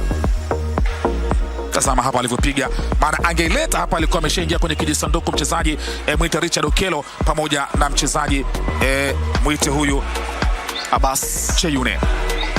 Angalia hapa pia Kenya wakawa ndio wanawinda goli muhimu, lakini bahati haikusimama. Alikuwa yuko katika maeneo mazuri. Eli Awino Owande amefunga goli moja hadi sasa, na angalia hapa ingine ilikuja nafasi maridadi kabisa. Luingavi fungaji wa magoli mawili hadi sasa, hakuweka shabaha, kaipiga ngoma ile pembeni ikakwenda nje kabisa. Ilikuwa nafasi maridadi kabisa kwake kuiweka Kenya uongozini. Vimo virefu wanautumia kwa ubora wao vizuri kabisa. Timu ya Uganda wachezaji ni warefu. Tazama mtu alivyogeuzwa. Shuti hili zuri amepiga mchezaji Lucas Kungu. Hapa lingemtatiza mlinda mlango Abdul Magada. Shuti zuri la mbali kwa mchezaji wa akiba huyu, aliingia dakika ya kwanza, dakika za kipindi cha kwanza zikiendelea kutamatika. Lucas Kungu, lakini shuti la kwake likawa na matarajio mengi kwa Wakenya, lakini kipindi cha kwanza kina katika finali hii ndo waliingia hapa wa Kenya wakiwa wanasaka goli muhimu dhidi ya Uganda. Akaanzisha ngoma ile Rurisa kutoka Rwanda. Kenya ikawa iko katika maeneo mazuri ya kwanza kampeni ya kuwinda goli. Luingavi akawa amenyatia katika maeneo yake ya kujidai Magada, lakini hakulenga shabaha. Le shuti la guu lake la kulia likakwenda nje kabisa, na hapa ikawa kwamba bado bahati haijasimama. Angetulia tu kijana Luingavi ili mradi kuangalia na weke ile ngoma wapi, kwenye uso wake kumwangalia Magada, akawa amepiga ngoma ile nje kabisa. Wakawa tena kwenye sakasaka nyingi tu, akageuka kwa uzuri nguvu mpya Lucas Kungu, akapiga ile shuti kapaa paju kabisa. kwenye mtamba panya ikakwenda nje kwenye lango lake Abdu Omagada. Bado bahati kwa Kenya ikakuwa bado haijasimama. Kijana mfupi lakini anajua kupinda na kupiga mashuti ya mbali yenye uzito mkubwa. Ikakwenda mapumziko, ikarejea hapa katika kipindi cha pili, na hapa ndipo mambo yalikuwa mazuri zaidi. Ikaletwa nzuri saka nyingi hapa kabisa bila mafanikio. Akaituliza ngoma ile Magada. Alikuwa amenyatia kulikweli Sefa Sotieno War bila mafanikio. Ikakuwa kwamba ameituliza, akaipangua na akaituliza tena kutumia mkono wake wa kulia Magada. Angalia jinsi nafasi ilikuwa imejipa yenyewe, akaweka kitu ndani. Kijana Saifa Sotieno Awar, dakika 65 akaiandikia Kenya goli la kuongoza hapa. Akawapa raha na burudani angani, akawapa sababu ya kutabasamu mashabiki wa Kenya. Lakini hapa tena ikaletwa nzuri kabisa, Waganda wakakomboa, akikomboa goli dakika 77. Basi Cheyune huyo akaisitisha sherehe ya Kenya, na hapa ndipo waliingia tena kwa uzuri kabisa. Alex Yiga akapiga pasi ya chini kwa chini kumtafuta kijana Hakimu Mutebi akakuwa yuko katika maeneo mazuri kabisa, akajaza ule mpira ndani ya nyavu zake. Ibrahima Wanzala akaandika goli la pili la timu ya Uganda ndani ya dakika 91, muda wa ziada baada ya mechi kwenda katika mapumziko ama kutamatika kabisa dakika 90 ikiwa 1-1. Muda wa ziada huu, ndipo sasa Waganda walipata goli muhimu lake Hakimu Mutebi, wakasherehekea alipokipuliza kipenga cha mwisho Rurisa kutoka Rwanda. Wakapata raha kweli kweli, wakaelekea katika harakati ya kutuzwa. Akatuzwa huyu mlinda mlango nambari 1 wa Kenya Ibrahim Wanzala, akaibuka kuwa mlinda mlango nambari 1 tena bora kabisa katika makala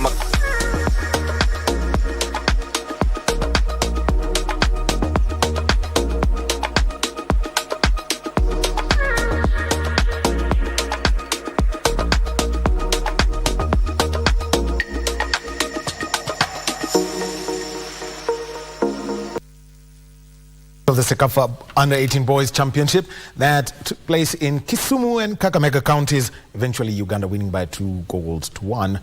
Kenya's joy, Aldrin Kibet taking the golden boot with 3 goals in that competition.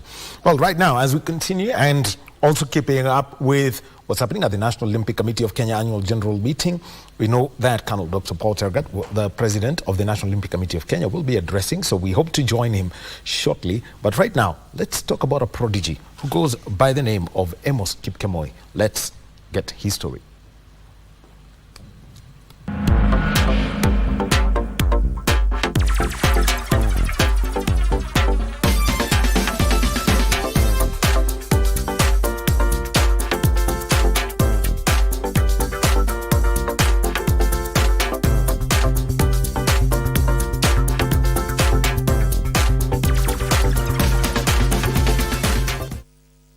He may have left us so saddened, but his achievement in the 2015 World Athletics Championship continued to inspire many in the athletics field, and Amos Kipkemoi, the captain of the 2023 Kenyan team to the Youth Commonwealth Games, is no exception. Nataka kwanza kusema bole kwa kuna mtu mwenye alikuwa akinispire kama Nicholas Pate. Nicholas Pate alikuwa rafiki wangu sana kwa mambo ya hurdles, tulikuwa tukiongea, lakini unfortunate jenye ili happen hatuwezi sema kitu. So kwa 800 ni Kimng'etich Ng'eno Alex, ni mtu mwenye huwa anani-expire, ananiambia fanya hivi, ukifanya hivi utafaulu maisha. Na mimi nataka nimshukuru yeye kabisa kwa vile amenitoa na mazoezi yenye mimi na train na yeye. And he must have been smiling from above as Kipkemoi is living up to expectations as he awaits to join the senior team, having won a silver medal in the 400 meters in the Africa Youth Games in Lusaka, Zambia. Tukakucha ile trials ya Lusaka, Zambia. Nikaweza kuwa nambari ya kwanza tena, nikaenda Lusaka, Zambia. Na tulikuwa wanariadha 50 kwa timu wenye tulikuwa tumechaguliwa wote. Na niliweza kuchaguliwa kuwa captain. Nikaenda Lusaka, Zambia. Nilipata bronze kwa mita 400 kuruka viunzi. Alafu nashukuru Athletics Kenya na NOC kwa sababu ametupatia hii nafasi. He also won a silver in the Eastern Central Africa Youth Games Under 20 Championship in Tanzania in the 800 meters, as well as a bronze in the mixed relay. Baka hii mwaka nikakucha kukimbia trials ya East African Youth Games, nikawa nambari ya kwanza, nikawakilisha Kenya huko Dar es Salaam Tanzania kwa mita 800 na nikaweza kuleta medali, silver medal. He is a product of the Kenya Secondary School Games, where he excelled before he finished school in 2022. Amos, who hails from Kericho, schooled at Kaporuso Primary before joining Chepkitwal Secondary School, and used to play football before he found his place on the track. Mimi nilimaliza shule December last year, na mi na trained kwa Kericho Town under coach mwenye anaitwa Gabriel Kiptanui. Ni yeye alinishika kutoka nyumbani nikiwa high school form 2, na akaniambia uko na uwezo wa kukimbia, kwa sababu mimi nilikuwa nacheza mpira football. Nilikuwa kwa club nyingine inaitwa Coca-Cola. Sasa nilikuwa namchezea Coca-Cola, nikaenda Uganda, nikaenda Dar es Salaam. Sasa juu nilikuwa na speed kwa kucheza football. Sasa coach wangu akaniambia wewe uko na potential, uko na opportunity ya kukimbia. Alafu nikiwa form 3 akanishika, akanitrain, nikaweza kwenda baka national kwa high school, nikakuja trials Nairobi, nikaenda East African Games ya high school. Alafu nikakuja nikamaliza form 4. Baada ya hapo tukaendelea na training yetu huko Kericho. He has managed to balance the hurdling and the middle distance to lap race with ease. Hurdles inahitaji techniques. 800 haihitaji techniques, inahitaji tu akili, kwa sababu unajua kuna watu wenye wako na nguvu hata kunishinda kwa mita 800, lakini kwa sababu ya hesabu, ukiwa na hesabu unaweza shinda race, lakini ukiwa na nguvu, utumie nguvu kukimbia, huwezi maliza race. Kwa sababu tunaelewa championship kila mtu akona nguvu, lakini ni determination and perseverance na hiyo akili yako sasa vile utafanya mpaka win race. So nikienda Dar es Salaam kwa ile trials ilifanyika hapa, hatukuwa na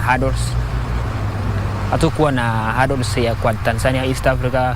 Alafu coach wangu akaniambia kwa sababu ya training yenye tumefanya, enda tu trials na ujaribu mita 800. Nikakuja trials, nikakimbia 800 na nikachukua. Sasa nikakuja tena hii trials ya kwenda Lusaka Zambia, nikakimbia hurdles kwa sababu hurdles ilikuwa African Championship. Nikachukua hiyo hurdles kwa nambari ya kwanza kwa time, kwa sababu unajua tukienda Zambia tulikuwa tunatumia time. So tulikuwa na wanariadha wengine lakini hawakuwa wameweka time, nikaweza kuweka time, alafu nikachaguliwa mimi peke yangu, nikaenda Lusaka. He now looks forward to making his transition in the senior events and emulate the champions who brought honor to the country in the World Athletics Championship as the Olympic year beckons.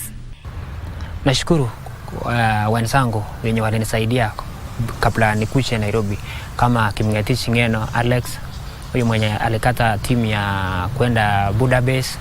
Nashukuru akina Beatrice Chebet, akina Miriam Cherop. Hawa ni watu wenye tuna train nao huko Kericho, na ni watu wenye wanajua mtu sasa zile ametrain mpaka mahali fulani, at least akona uwezo wa kukimbia hii na hii na hii. So ni wao waliniambia enda kukimbia hii na hii na hii, na mimi naona by the end of that event I'll bring something to Kenya. Amos Kipkemo is all confident of a brighter future as he pursues his athletics career. Yeah, mimi niko na hamu ya kujoin the Kenya team. Hii ni kwa sababu kulingana na performance zangu yenye nimekimbia, na kulingana na progress yangu, mimi nashukuru Mungu kwa sababu mimi naona hapo mbeleni nitaingia senior na mimi nitakuwa mtu mzuri, kwa sababu nikiona performance ya national, nilikimbia counties nikachukua, nikawa number 1, nikaenda region, nikawa number 1, nikakucha national, tulikuwa na hits, nikangangana na watu wa jeshi, police na wenzangu, mpaka nikaweza kuwa number 5 kwa final funded adults.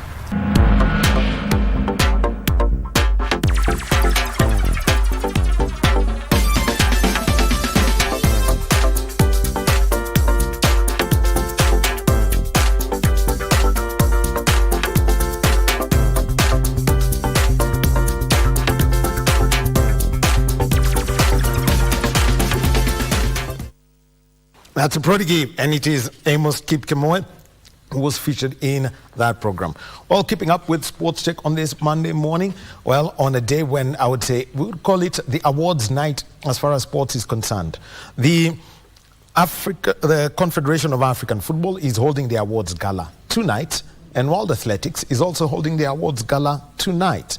So everyone is there with bated breath waiting. Is Faith Kipyegon going to be named the Female Athlete of the Year? She's one of those finalists, so we're going to have to wait for tonight to catch up with that. And also remember, we've got the East African Parliamentary Games that are taking place in Rwanda. Hopefully, Bernard Okumu and Dennis Njeru will have settled in and give us a link. We know that they arrived last evening, and so they needed to get themselves sorted as far as communication is concerned. But right now, let's talk about an ace, Anthony Madenge, a table tennis coach. Here is his story.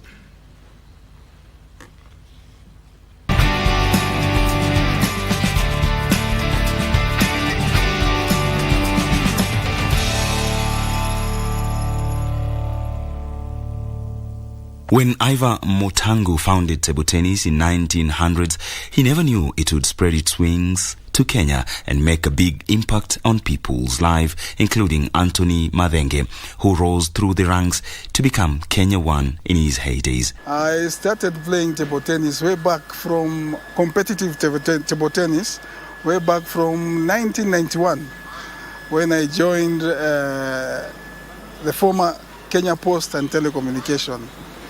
They employed me through sports. You see, those days, you are employed through talent, not like nowadays. The youth are a bit idle.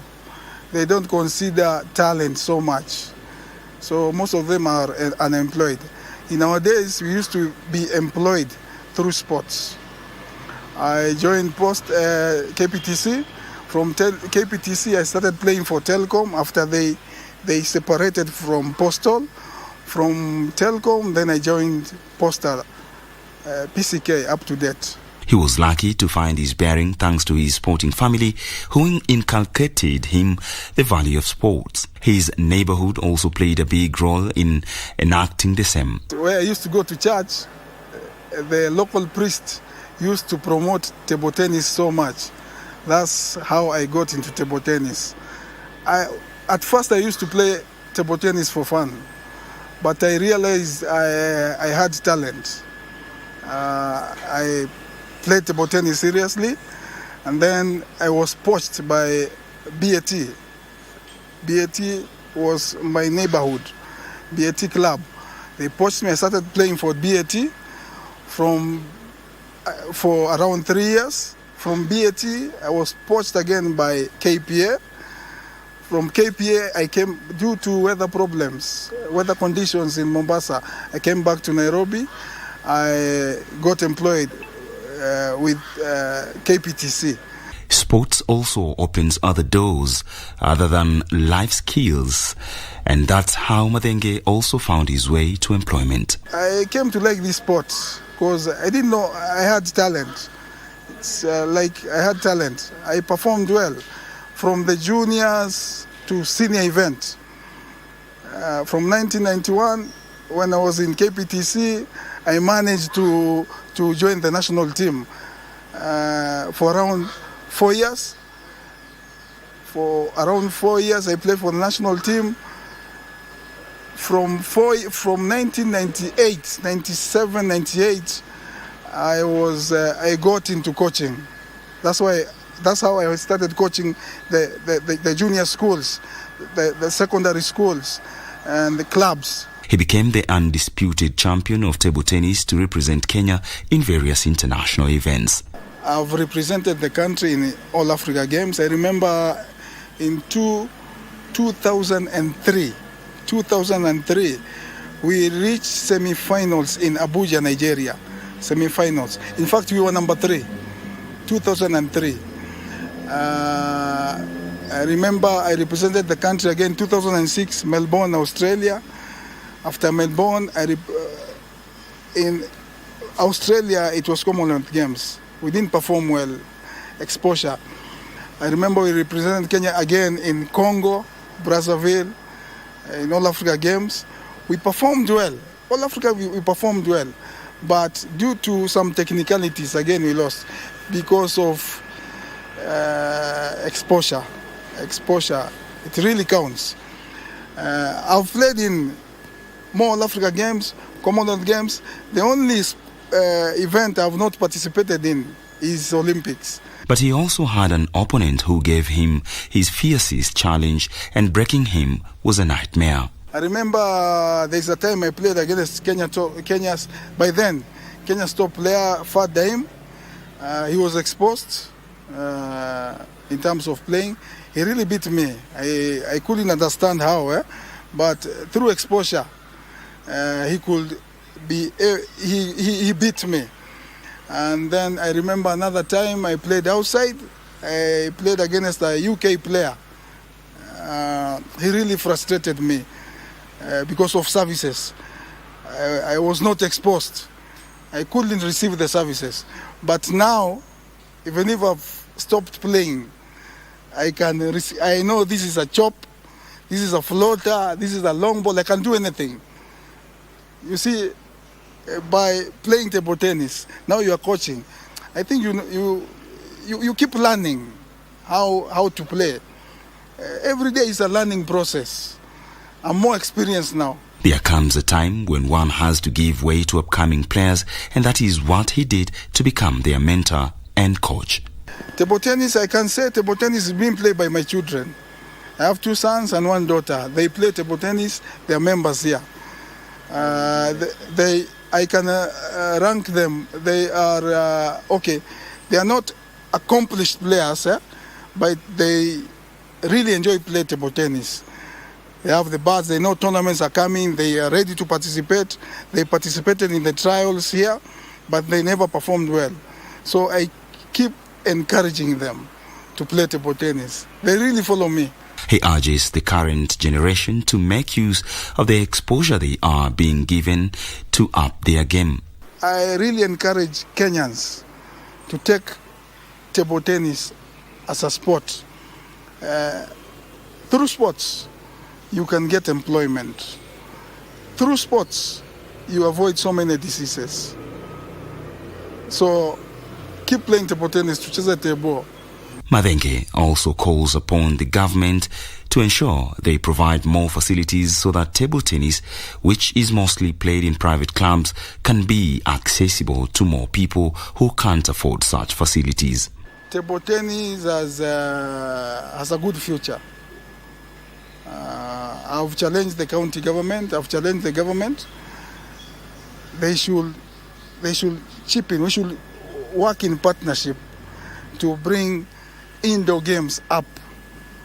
I can say we can go a long way if we support our youngsters from the village level, primary, secondary to university level.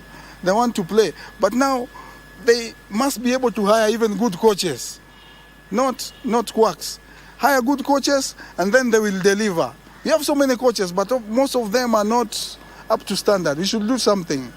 Get standard coaches, get venues, set up academies, then we'll deliver. Players will come up and they'll perform. Just like athletics. I'm just giving you an example. From the village level up to university level to military. So you see they are performing.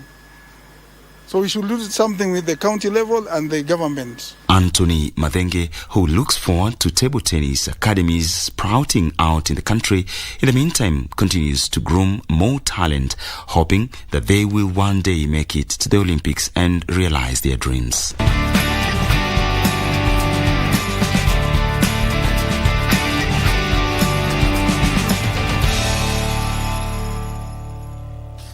Well, and that's yes, featuring Anthony Mathenge, former Kenya international and also a table tennis coach who has been working with youngsters now.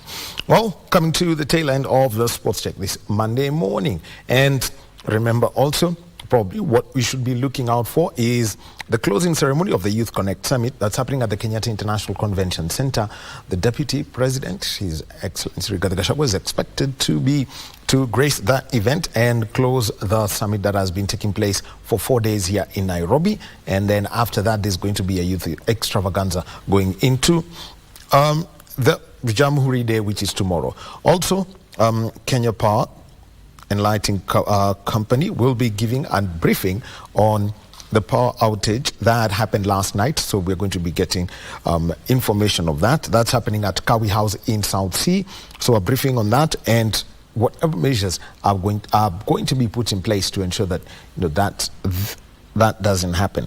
And also we shall be looking at the East African Parliamentary Games, the National Olympic Committee of Kenya annual general meeting. So we shall keep up with that. Plus also happening, we've got the Talanta Hela Grand National Finals, the playoffs. Third place playoffs at 1 p.m. and 3 p.m. at the Nyayo National Stadium, with the finals proper tomorrow. The girls' final is at 1 p.m. The boys' final is at 3 p.m. all to be played at the Nyayo National Stadium. And at the Kasarani Annex, we've got the CAF Under 15 Schools Championship. This is building up to the CAF Schools Championship. Well, so our sign language interpreter has been Lucy Moro, but right now, let's give you how things went down in the third place playoff between Tanzania and Rwanda at the CAF Under 18 Boys Championship. Tano kana utuona kama Rwanda labda atafanya mambo kwa Tanzania, utaongeza goli la 4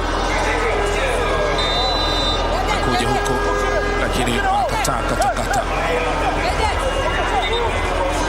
Nafurahisha kweli. Brian Mosa akiwa Lavington Nairobi anasema naisubiria Kenya na Uganda, lakini yuko ndani ya ngarambe ya kuwania nishani ya shaba. Rwanda na Tanzania wanapata ngoma ya ikabu na kuja kumakinika. Sultan Bobo Sibomana.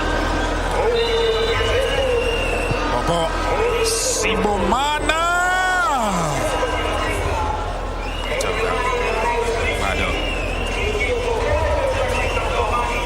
Bado. Sibo hadi sasa na goli moja katika haya mashindano ya mwaka huu. Kali aliinua kile kitu juu kabisa bila mafanikio. Mashabiki wametulia tuli kabisa, chambali wale ambao wanatembea wakiimba wakipata raha. Benjamin Ramadhani huyu ndiye ambaye alikuwa anatafutwa, lakini kazi nzuri ya Abdul Nigena inafanyika. Jaribu kupekecha hapa. Niyonkuru anakataa, anakwenda chini. Niyonkuru haina manufaa. Chini ya dakika 3 mtazamaji, ambazo Rwanda wanazo kuweza kurejesha magoli mawili na kuingiza la 4 labda, na dakika hizo wanazo Tanzania kuweza kushikilia na kumaliza nafasi ya 3 kwa urasmi. Khalid Nadabo, Balthazar, Bobo Sibomana wanakataa katakata, pigwa shuti, kipa anadokoa, lakini Musa anasema kipa haja ugusa ule mpira, kwa hivyo itakuwa ni goal kick. Kweli alijikunja kwa uzuri kabisa Didier, mfungaji wa goli la timu ya taifa ya Rwanda, Amavubi Junior. Ngoma ile ikakwenda nje kabisa, alikuwa amemakinika. Anthony Mpemba hakuigusa. Naam, ndio maana hapajapimwa kona.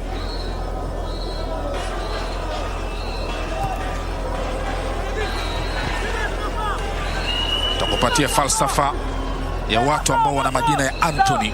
Kweli Watu ambao wana majina ya Anthony wanafaa kuwa watu wastaarabu, watu ambao si wachoyo, na watu ambao wanampenda Mungu sana.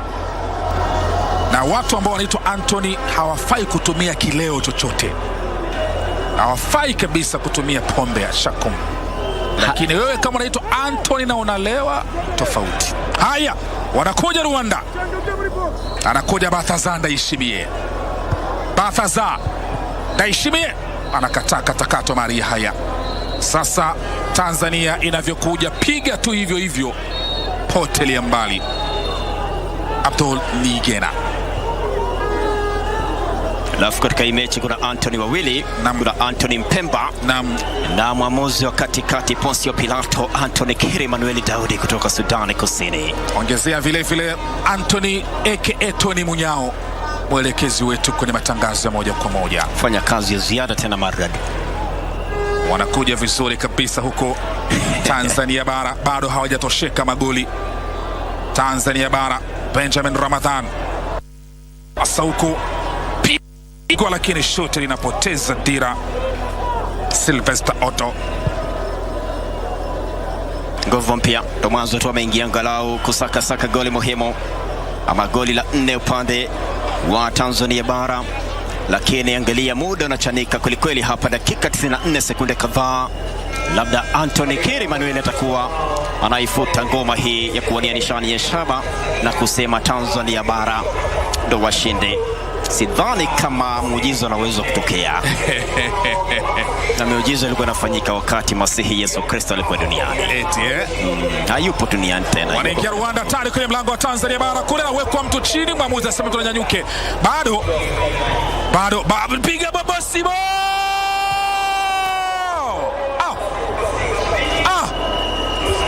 Sasa ni nini ambacho kilifanya mpira usicheke na nyavu hapa? Ni nini? Angalia hapa, Bobo Sibomana kaweka dude safi, likachanganywa hapa.